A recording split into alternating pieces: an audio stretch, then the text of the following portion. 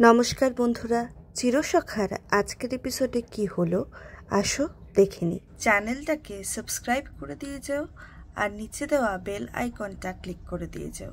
সবাই একেবারে সেজে গুজে রেডি। রশ্মি মৌকে অফ করে দেওয়ার পর মনে হয়েছিল যে অনন্যাকেও হয়তো অফ করে দেবে, কিন্তু আজকে অনন্যা এসছে এবং এসেই নতুনকে জিজ্ঞেস করে যে পার্বতী যে নেই, তুমি এতক্ষণ জানাওনি কেন? বর্ষা এবং বুবলাইও আসে। বর্ষা এসে বলে, আমরাও তো সেই কথাই বলছি, কিন্তু আমার কি মনে হয় জানো তো, নতুন কাকু পার্বতী আন্টিকে কোথাও রেখে এসছে, অনুষ্ঠানের সময় ঠিক বের করে আনবে। লক্ষ্মীরা বলে, তা এই কথাটা আগে বললেই তো হতো, আমরা বয়স্ক মানুষ, আমরা কত চিন্তা করছি। নতুন বলে, তোমাদের চিন্তা করার কি আছে? আচ্ছা, তোমাদের বৌমা, তার কত শরীর খারাপ ছিল, কই তাকে তো একবার দেখতে গেলে না? লক্ষ্মী বলে যে, কি করে দেখতে যাব, আমরা তো চেয়েছিলাম দেখতে যেতে, তুই তো নিয়ে গেলি না। নতুন বলে, সে তো যখন হসপিটালে ছিল তখন, হসপিটালে আসার পরেও তো এতগুলো দিন গেছে, তখন তো দেখতে চাওনি। বড় ঠাম্মি বলে, আমরা কাকেই বা বলবো, আর সত্যি কথা বলতে তোমাকে বলতে আমাদের লজ্জাই করছিল, তুমি এত কাজে ব্যস্ত, তাছাড়া তুমি ওই বাড়িতে যাবে কি না, ওরা তোমাকে কিভাবে অ্যাকসেপ্ট করবে, সেই সব ভেবেই তোমাকে আর কিছু বলিনি। কিন্তু আজকে বৌমা আসবে তো? অনন্যা বলে, হ্যাঁ নিশ্চয়ই আসবে, ও যে কতটা মহান সেটা তো দেখাতে আসবে। সর্বজিৎ এসে জানায় যে নতুন তো সমস্ত গেস্ট আসা শুরু করে দিয়েছে। নতুনের রেজিস্টার বন্ধুও চলে আসে এবং সর্বজিৎ পার্বতীর খোঁজ করে। নতুন সর্বজিৎকে জানায় যে পার্বতীকে নিয়ে চিন্তা করার কোনো দরকার নেই, তোর ভাইয়ের বিয়ে আজকে নিশ্চয়ই হচ্ছে। অনন্যা বলে যে, তুমি বারবার বিয়ে বিয়ে বলছো কেন, আজকে তো রিসেপশন, বিয়ে তো হয়ে গেছে। নতুন বলে, ওই গুলিয়ে যাচ্ছে, বিয়েই বলো, রিসেপশনই বলো বা রেজিস্ট্রি বলো, আজকে সেটা হচ্ছেই। সর্বজিৎ বলে, তুই রেজিস্ট্রিটা করিয়ে খুব ভালো সিদ্ধান্ত নিয়েছিস, এখন যা যা কমপ্লিকেশন দেখা দিয়েছে রেজিস্ট্রি করে নেওয়াই ভালো। লক্ষ্মী বলে, বৌমারা এখনও এলো না। নতুন বলে, তুমি চিন্তা করো না, তোমাদের বৌমারা বেরিয়ে গেছে, ওরা ঠিক সময় এসে উপস্থিত হবে। বুবলাই বলে, নতুন কাকু, আমি কিন্তু সানাইটা আজকে সকাল থেকে বাজিয়ে দিয়েছি। নতুন বলে, একদম ঠিক কাজ করেছিস, সানাই না বাজলে বিয়ের বাড়িটাকে বিয়ের বাড়ি বলে মনে হয় না। অনন্যা নতুনকে বলে যে, এই যে তোমার এই বদলটা হয়েছে নতুন, আমি তাতে খুব খুশি হয়েছি। নতুন বলে, ভালো হয়েছে, আমি যে তোমায় আগে কোনোদিন খুশি করতে পারিনি আমি জানি, তুমি যে খুশি হয়েছ তাতেই আমি খুশি। সর্বজিৎ জিজ্ঞেস করে যে ঠাকুরমশাই আসছে কিনা। নতুন বলে যে না, উনাকে আসতে বলিনি, কারণ উনাকে আসতে বলা মানে উনার ওপরে চাপ সৃষ্টি করা, আমি একেবারে বউ নিয়ে গিয়ে উনার সাথে দেখা করব। সর্বজিৎ বলে, শুধু কুলপুরোহিত কেন, উনার তো মেয়ে। নতুন বলে, আমি একটা ছোট্ট কাজ সেরে আসছি। নতুন সেখান থেকে চলে যায়। বর্ষা অনন্যাকে জিজ্ঞেস করে, অনন্যা আন্টি, আমায় কেমন লাগছে বলো তো? অনন্যা বলে, তোমায় খুব সুন্দর লাগছে, তোমার বাড়ির লোকেরা আসছে তো, তোমার বাড়ির লোকজনকে ডেকেছে শুনলাম তো। বর্ষা বলে যে হ্যাঁ ডেকেছে, তাই আমি বেশি কিছু আর বললাম না। অনন্যা বলে যে না, এতে তো কিছু বলার নেই, আমি তো বরং বলবো যে তুমি এই বাড়িতে থেকে যাও, পার্বতীর সাথে তো তোমার বেশ ভালোই বনিবনা আছে, ওদের নতুন বিয়ে হয়েছে, তুমি থেকে গেলে ভালোই হবে। বর্ষা বলে, আমি তো থাকতেই চাই, আর যেই ব্যাপারটা নিয়ে সমস্যা ছিল সেটা তো মিটেই যাচ্ছে। সর্বজিৎ বলে যে, বর্ষা তুমি অত্যন্ত বাচ্চা মেয়ে, আজকে এইসব বিষয়ে থাক, তোমার মুখে এসব কথা মানাচ্ছে না। এরপরে বুবলাই সর্বজিতের কাছে যায়। সর্বজিৎকে বলে যে, তুমি তো শুনেছো মায়ের কথা, মায়ের কেমন অসুখটা হয়েছিল, মা সারভাইভ করবে নাকি এই নিয়েও ডাউট ছিল, কিন্তু মা যে ফিরে এসছে এটাই ভগবানের অশেষ কৃপা। সর্বজিৎ বলে যে হ্যাঁ, আমি তখন অন্ধ্রপ্রদেশে ছিলাম, খবরটা শুনে আমি মর্মাহত হয়েছিলাম। অনন্যা বলে যে আমিও আসতে চেয়েছিলাম, কিন্তু এত কাজ, নতুনের রিসেপশনের, এত লোককে ইনভাইট করতে যাওয়া, এই নিয়ে আর যাওয়া হয়নি। তারপরে বর্ষাকে অনন্যা নতুনের বইয়ের জন্য কেনা গয়নাখানি দেখায়, আর ঠিক সেই মুহূর্তেই বাবিল, মিঠি এবং কুর্চি এন্ট্রি নেয়। সর্বজিৎ ওদের দেখে বলে, ব্যাস এবার এরা এসে গেছে, বিয়ের বাড়িটা একেবারে জমজমাট হয়ে যাবে। কিন্তু যারা তিনজন এসছে তাদের প্রেজেন্সে জমজমাট হবে তাদের মুখ দেখে কিন্তু মনে হচ্ছে না। বুবলাই বাবিলকে জিজ্ঞেস করে যে, কিরে বাবিল, তুই যে বলেছিলি আসবি না, এই তো ঠিক এলি। বাবিল বলে যে হ্যাঁ, আমাদের না আসাই উচিত ছিল, কিন্তু মায়ের কথাটা কোনোদিন ফেলিনি তো, তাই এবারেও ফেলতে পারলাম না। বুবলাই জিজ্ঞেস করে, মা কোথায়? বাবিল বলে, আসছে। ঠিক তখনই দূর থেকে প্রাঞ্জলের গলা শুনতে পাওয়া যায়। নতুন নতুন করে ডাকছে সে। নতুনও এক দৌড়ে ছুটতে চলে আসে এবং এসে কমলিনীর সাথে মুখোমুখি হয়। কমলিনী নতুনের কাছে পার্বতীর খোঁজ চায়। নতুন বলে ও ঠিক আছে, ও নিয়ে চিন্তা করতে হবে না, ও ঠিক সময় চলে আসবে, ভেতরে এসো তুমি। মিঠিকে দেখতে পেয়ে নতুন বলে, কি রে, খুব তো বলেছিলি আমার দেওয়া জামা পরবি না, এই তো ঠিক পরে চলে এসছিস। মিঠি বলে, মা বলেছে তাই পরেছি। নতুন হেসে বলে যে হ্যাঁ, মায়ের জন্য সব করা যায়, আর নতুন কাকুর জন্য কিচ্ছু করা যায় না।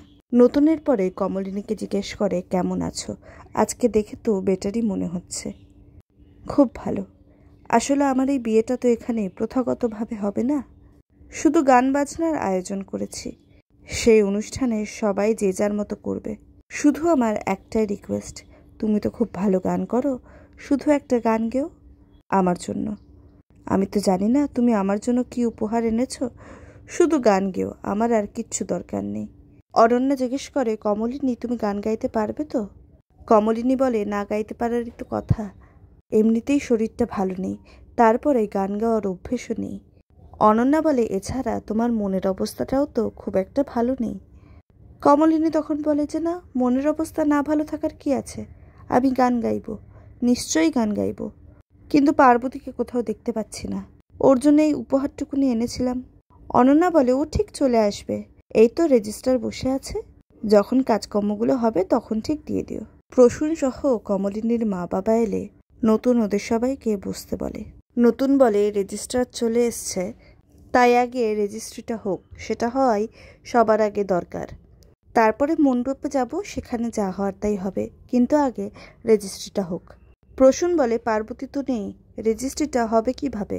নতুন বলে, আমার তো বিয়ে, তুমি আমার ওপর ভরসা করো না, আমার ওপরে জিনিসটা ছেড়ে দাও, দেখবে ঠিক সময় ঠিক লোক পৌঁছে গেছে। প্রাঞ্জল বলে যে বুড়িমা, তুই আমার সাথেই থাকিস। কমলিনী বলে, আমি তো তোমার সাথেই আছি কাকামুনি। কমলিনীর বাবা বলে, আমরা কিন্তু বেশিক্ষণের জন্য আসিনি, বৌমার বাবার শরীরটা ভালো নেই, আমরা ওখান থেকে সেখানেও যাব। নতুন বলে যে হ্যাঁ, রশ্মি বৌদি এলে খুব ভালো লাগতো। প্রসূন বলে, হ্যাঁ সে তো লাগবেই, তোমার সাপোর্টার বেড়ে যেত। নতুন বলে, তোমরা কি আমার সাপোর্টার নও? তোমরাই তো চেয়েছিলে আমার যাতে বিয়ে হোক, আমি যাতে সংসার করি, আর সব থেকে বড় সাপোর্টার তো কমলিনী। কমলিনী তো খুব চেয়েছিল আমি যাতে বিয়ে করি, ও তো বারবার আমায় জোর করেছে বিয়ে করতে, শেষ পর্যন্ত আমি বিয়ে করছি, আর সেটা যে আমি আমার পছন্দের মেয়েকে বিয়ে করছি, তাতে কার কি আপত্তি থাকার কথা? তোমাদের তো আপত্তির কথা নয়। কমলিনী হেসে বলে, কে আপত্তি করেছে? সর্বজিৎ বলে, বারবার বিয়ে করছি এরকম বলছিস কেন, সবাই তো দেখতেই পারছে, তাছাড়া পছন্দের মেয়ে বলিস না, যেভাবে বিয়েটা হয়েছিল। নতুন বলে, সেসব কথা থাক, আমি আমার পছন্দের মেয়েকেই বিয়ে করছি। অনন্যা বলে, মেয়েটাকে কাছ থেকে দেখে তোমার মনে ধরেছে তাই না? তোমার নিশ্চয়ই মনে হচ্ছে যে ওকে ঠকালে তুমি ভুল করতে, এখন নিশ্চয়ই তোমার মনে হচ্ছে যে এই মেয়েটা না থাকলে তোমার জীবনটাই অসম্পূর্ণ থেকে যেত, তাই না? নতুন বলে, কারেক্ট, তুমি একদম ঠিক বলেছ। নতুন সবারই সামনে চেঁচিয়ে বলে যে তোমরা কি কেউ দেখেছো আমার বৌদি কতটা ইন্টেলিজেন্ট? আমার বৌদির এই ইন্টেলিজেন্সটা কেউ ব্যবহারই করলো না।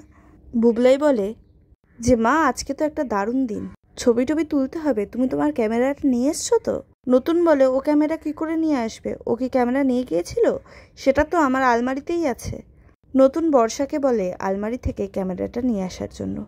বর্ষা চলে গেলে নতুন কমলিনীর মা বাবাকে বলে যে কি হয়েছে, এত বেজার মুখে কেন? আমি কিন্তু আগে তোমাদের কোনোদিন এত বেজার মুখে দেখিনি। লক্ষ্মী বলে, ওনাদের তো আমাকে দেখলেই মুখটা বেজার হয়ে যায়। কমলিনীর মা বলে, আপনি কিন্তু এখন আর আমার বেয়ার নন, আপনার বাজে বাজে কথা কিন্তু আমরা শুনবো না। বড় ঠাম্মি বলে, তোর এত কথা বলার কি দরকার আগ বাড়িয়ে? এরপরে কমলিনীকে সে বলে যে বৌমা, তুমি একবার আমাদের কাছে আসো না। কমলিনী হেসে তাদের কাছে যায় এবং বড় ঠাম্মিকে জিজ্ঞেস করে যে আপনি কেমন আছেন? বড় ঠাম্মি বলে, ভালো ছিলাম না, কিন্তু তোমাকে দেখে এখন ভালো আছি। লক্ষ্মী বলে, আর আমি তো তোমাকে কোনোদিন ভালোই বাসিনি। কুর্চি বলে, এতক্ষণ আমি চুপ করেছিলাম, আমি আমার শ্বশুর বাড়িতে ছিলাম, তাই এই বাড়ির কোনো ব্যাপারেই আমি ঢুকছিলাম না, কিন্তু এখন বলতে বাধ্য হচ্ছি যে তোমার এই কথাগুলোতেই বোঝা যায় যে তুমি শুধু বৌদি ভাইকে ওপরই ভালোবেসেছ, মন থেকে ভালোবাসতে পারোনি, আর যদি ভালোবেসেও থাকো সেটা তোমার মন জানে, আর কেউ জানে না, তুমি হয়তো সেটা কোনো দিন প্রকাশ করতে পারোনি। সারা জীবন বৌদি ভাইকে শাসনে বেঁধে রেখেছ, এই মানুষটা কি চায়, এই মানুষটার মন কিসে ভালো থাকে সেই খোঁজ কোনোদিনও নাওনি। তাই এখন এই অনুষ্ঠান বাড়িতে তুমি ওনাকে কতটা ভালোবাসো এইসব জাহির করো না। মিঠি কুর্চিকে বলে যে ছাড়ো না, বাদ দাও না, কেন বলছো এসব বাড়তি কথা? আমরা এখানে এসছি, রেজিস্ট্রিটা দেখবো, সেটা হলে চলে যাব। এত কথা বলার তো কোনো দরকার পড়ে না। নতুন বলে কোথায় চলে যাবি? আমি যে এত খাওয়া দাওয়ার অ্যারেঞ্জমেন্ট করলাম, সব তোদের ফেভারিট খাবার, সব খেয়ে যেতে হবে। প্রাঞ্জল বলে হ্যাঁ আমি তো খেয়েই যাব, একবারে কবজি ডুবিয়ে খেয়ে যাব। কমলিনীর বাবা বলে কেন, আমরা কি তোকে আমাদের বাড়িতে খেতে দিই না যে লোকের বাড়িতে এসে খাবার চাইতে হবে? প্রসূন বলে তুমি যা যা খেতে চাও আমাদেরকেই তো বলতে পারো, তাহলে লোকের বাড়ি এসে কবজি ডুবিয়ে খাওয়ার কথা বলতে হয় না। প্রাঞ্জল বলে তুমি কিন্তু আজকাল বড্ড বেশি কথা বলছো প্রসূন, তুমি তোমার সীমা অতিক্রম করছো, তুমি ভুলে যাচ্ছ তুমি তোমার কাকার সাথে কথা বলছো। আমি যখন বলেছি এখানে খাবো তা নিশ্চয়ই কোনো কারণ আছে, আর আমি এখানে খেয়ে আনন্দ বোধ করবো, তাই বলছি কথাটা। নতুন বলে একদম, কাকাবাবুর একদম সাপোর্টার আমি, যুগ যুগ জিও কাকাবাবু। কমলিনীর বাবা এরপর নতুনকে বলে যে তুমি এমন ছেলে মানুষই করছো যে বোঝাই যাচ্ছে না তোমার এত বয়স হয়েছে। আমাদের বুবলাই তো তার বিয়েতে এরকম করেনি। নতুন বলে কাকামণি বেশি বয়সে বিয়ে, এর উত্তেজনাই অন্যরকম। যাকে রেজিস্ট্রার বসে আছে, শুভ কাজটা শুরু করে দেওয়া যাক। এরপরে বর্ষা ক্যামেরাটা নিয়ে আসে। বুবলাই ক্যামেরাটা হাতে ধরে বলে মা তুমি ছবি তুলবে নাকি আমি ছবি তুলে দেবো? কমলিনী বলে যে না আমিই তুলবো, আমি এই ছবিগুলো তুলতে চাই। নতুন বলে যে না দাঁড়াও, তোমার ছেলে যখন ছবিগুলো তুলতেই চাইছে তুলুক না, তুমি বরং একটা কাজ করো। এবং এই বলে হঠাৎ কমলিনী আগলে ধরার মতো একটা সাইড হাক করে নতুন। কমলিনী তো এক ঝটকায় সরে যায়, চোখে মুখে রাগ। নতুন বলে তোমার তো একটা কাজ আছে। কমলিনী বলে কিসের কাজ? ও উইটনেসের কথা বলছো? নতুন বলে তবে এত তাড়াতাড়ি ভুলে গেলে চলবে? তোমাকে সই করতে হবে তো। রেজিস্টারকে নতুন জিজ্ঞেস করে কি রে আজ সই করাবি তো? বাবিল বলে কেন, মা ছাড়া কি উইটনেস দেওয়ার কেউ নেই? তোমার বাড়ির লোক আছে, তাদেরকে বলো। নতুন বলে তোর মা আমার জন্য সব থেকে বেশি ইম্পর্ট্যান্ট, তোর মায়ের থেকে কাছের আমার আর কেউ নেই, আর তোর মায়ের সই ছাড়া আমার বিয়েটাই হবে না, তোর মাকে সইটা করতেই হবে। অনন্যা বলে সে হবেক্ষণ, কমলিনী না হয় সই করবে উইটনেসে, আমরা কেউ কিছু বলতে আসবো না। কিন্তু পার্বতী কই, ওকে তো আগে দরকার। নতুন বলে পার্বতী আসবে না। চমকে ওঠে সবাই। নতুন আরও অ্যাড করে যে ও শুধু আজ না, এখনও আরও কয়েকদিন আসবে না। কমলিনীর বাবা বলে এটা কি তামাশা হচ্ছে নাকি? পার্বতী না এলে বিয়েটা কার সাথে হবে? কমলিনীর মা বলে কোথায় গেছে সে, ও নেই যখন বিয়ে বিয়ে করে আমাদের ডেকে পাঠালে কেন? সর্বজিৎ বলে কি হয়েছে বলতো? নতুন বলে যে দাদা চিন্তা করিস না, পার্বতীর সাথে আমার কথা হয়েছে, আর ও কি বলেছে সেটা অত্যন্ত কনফিডেন্সিয়াল, আমি সেটা আজকে সকলের সামনে বলতে পারবো না, কোনো না কোনো দিন তোরা ঠিক জানতে পারবি। অনন্যা বলে সে তো বুঝলাম, কিন্তু বিয়েটা হবে কি করে তাহলে? নতুন বলে বিয়ে তো অলরেডি হয়ে গেছে। অনন্যা বলে হ্যাঁ সেটা তো আমরা সবাই জানি, কিন্তু ও না থাকলে রেজিস্ট্রিটা হবে কি করে? নতুন বলে রেজিস্ট্রিও হয়ে গেছে। চমকে ওঠে কমলিনী। কমলিনী বলে যে তুমি কি করছো, তুমি কি এখানে আমাদের সাথে তামাশা করছো? হ্যাঁ তুমি তামাশা করতেই পারো, তুমি এখন খুব খুশি, তোমার মনের অবস্থা খুব ভালো, কিন্তু কিছু কিছু মানুষের এখানে শরীরের অবস্থা খুব একটা ভালো নেই তো, তাই তাদের হয়তো এই তামাশাটা ভালো লাগছে না। তার চেয়ে বরং সত্যিটা যদি সোজাভাবে বলো তাহলে ব্যাপারটা অনেকটা সহজ হয়। পার্বতী যখন আজকে এখানে আসতেই পারছে না, তাহলে শুধু শুধু আমাদের তুমি এখানে ডেকেছো কেন? আর রেজিস্ট্রি হয়ে গেছে এই কথার মানেটা কি? আর আজকের এপিসোড এভাবেই শেষ হয়। নতুন আর কমলিনীকে একসাথে দেখতে খুব মিষ্টি লাগছে, আর ব্যাকহাগের সিনটা ছোট্ট হলেও খুব সুইট, দেখলে কিন্তু খুব মজা পাবে, তাই স্টার জলসার পর্দায় আজকে কিন্তু দেখতেই হবে। আজকের এপিসোড তোমাদের কেমন লাগলো নিচে কমেন্টে জানিও, আর চ্যানেলটাকে সাবস্ক্রাইব করে দিয়ে যাও। দেখা হচ্ছে পরের ভিডিওয়। Thank you.